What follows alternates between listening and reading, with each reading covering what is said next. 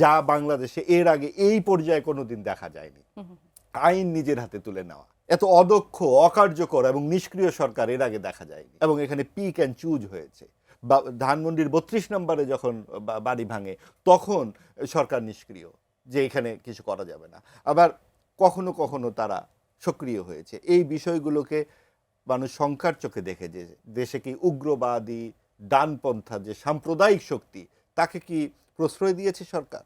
কারণ যেই সংস্কার কথা বলা হচ্ছে, সেই সংস্কার মাত্র ৩০টি দল, নিবন্ধিত সবগুলো দলের অনেকগুলোই বাইরে। সেই ৩০টি দলের মধ্যে যে সংস্কার প্রস্তাব, সেখানে মুক্তিযুদ্ধের যে অন্যতম স্তম্ভ ধর্মনিরপেক্ষতা ও সমাজতন্ত্রকে বিসর্জন দেওয়া। গণ অভ্যুত্থানের কোনো প্রত্যয়ই ছিল না যে ধর্ম নিরপেক্ষকে বাদ দিতে হবে।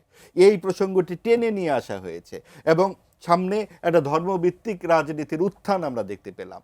এবং তারপরে আপনি দেখুন যে এখানে ইতিহাস বিকৃতির একটা মহা উৎসব চলেছে 18 মাসে।